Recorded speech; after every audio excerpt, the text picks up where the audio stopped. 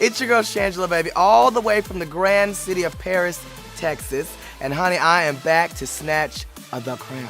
Where pain becomes power and queens become legends. Ladies, gentlemen, and all our fabulous royalty in between. Today on Queen Central, we don't only tell a story, we honor a revolution in heels. There are queens who wear the crown, and then there are queens who earn it, sequin by sequin, heartbreak by heartbreak, one fierce strut at a time.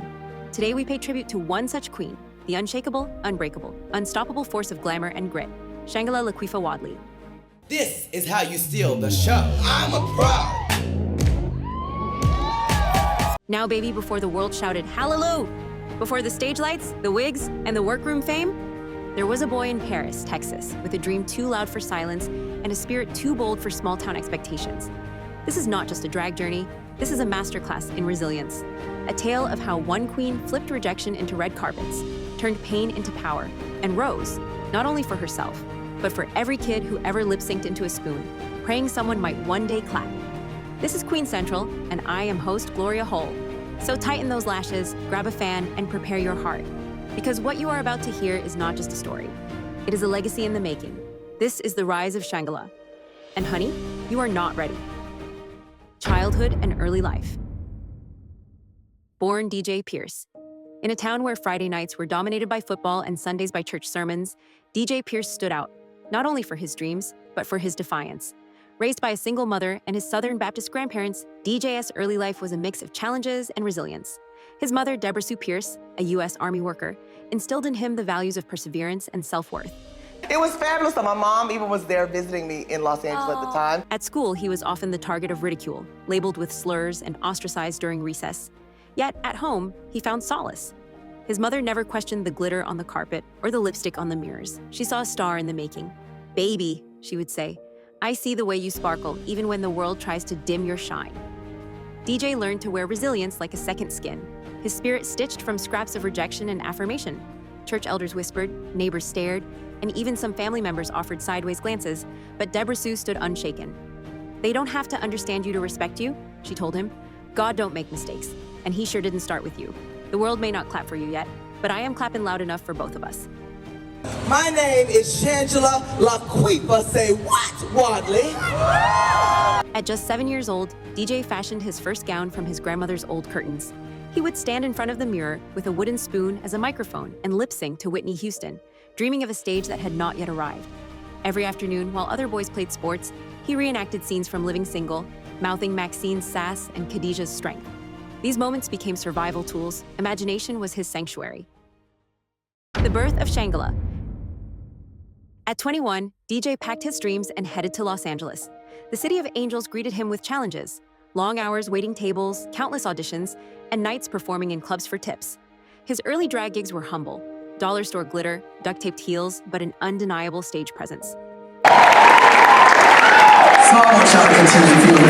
Some nights they threw drinks, some nights they threw hope, Shangela once recalled. Her first pageant was a disaster. Heel snapped, wig flew, judges laughed. But she didn't falter. She twirled, smiled, and declared, "I will be back." And she meant it. That pageant may have been a disaster, but it taught her that applause was not always instant. It was earned. In the cracked mirror of her tiny apartment, she practiced her smile. She replayed every misstep in her head, not to shame herself, but to sharpen her return. Every no carved deeper into her resolve. "Next time," she whispered to her reflection, "they will remember my name." That night, back in her tiny apartment, DJ sobbed on the bathroom floor, makeup smeared, doubt creeping in. He called his mother. "Mama, maybe this is not for me." Deborah Sue responded without hesitation. "Then maybe you ain't my son, 'cause my son don't quit, not after one no." That phone call, it lit the fire that would birth Shangela. RuPaul's Drag Race, The Journey. Hello. Hi. I'm Nicole. Hi, Nicole. I'm Shangela. Nice Very to meet you. Season 2. Shangela burst onto the scene with charisma, but lacked polish. Eliminated in just 2 episodes, she faced online ridicule. But instead of breaking, she transformed. She studied the art, practiced relentlessly, and vowed to return stronger. By day, she was an extra on sets. By night, she practiced walk after walk down an imaginary runway taped on her kitchen floor. She taught herself to sew by watching YouTube tutorials, contoured her cheeks with dollar store bronzer, and wrote affirmations on her bathroom mirror. "You are already a star." She would fall asleep with pins still in her lap and the hum of a sewing machine echoing in her dreams. Rejection emails stacked in her inbox like unopened bills. But she clung to a vision only she could see. When she couldn't afford fabric, she repurposed thrift store curtains again, full circle from her childhood gown. To her, every setback was a setup for a sleigh. She was not just preparing outfits, she was tailoring a legacy. Season 3, a year later, she re-entered the workroom with confidence and skill. It looks like the box got an upgrade, and so did I. She stayed longer, slayed harder, and began receiving letters from fans. You are the reason I came out. You helped me survive high school.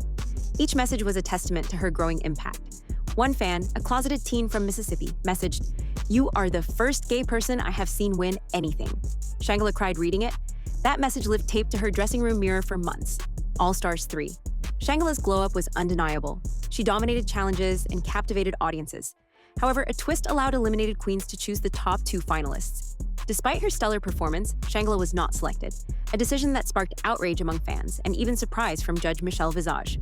"I was disappointed," Shangela admitted, "but I hope my fans will remember my full breadth of experiences on All Stars 3 and to celebrate all the accomplishments I have had on and off the show." Beyond the stage. Success didn't erase the struggles. Behind the makeup were migraines, behind the applause, anxiety. She faced hate mail, death threats, and shows canceled due to her race. Yet she continued to shine, mentoring queer youth, funding wigs for beginner queens, and volunteering at shelters. One night, after a grueling tour stop, a club owner shorted her pay. Exhausted, she collapsed backstage, lashes clutched in her hand. "I am done," she muttered. Her assistant, holding her hand, whispered back, "But you are not alone. Look at us. We are all here because of you."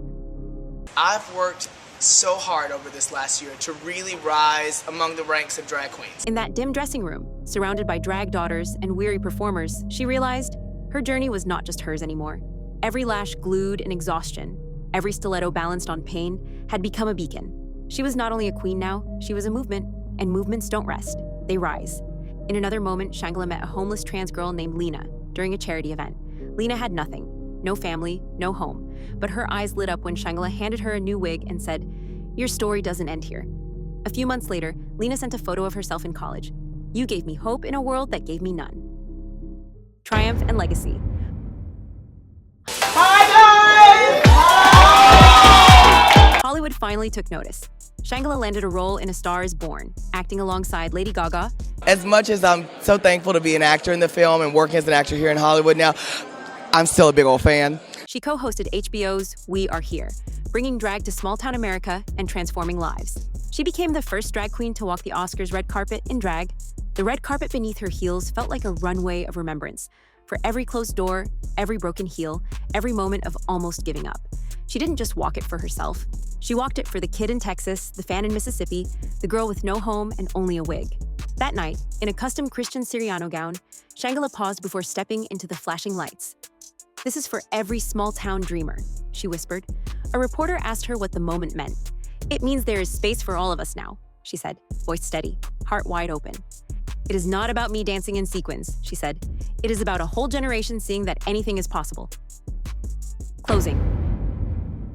Shangela's story is not only about glitter, it is about grit. It is about rising again and again until the world can't ignore your light.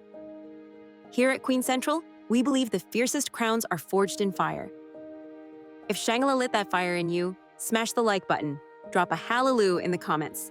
Subscribe for more stories that turn pain into power.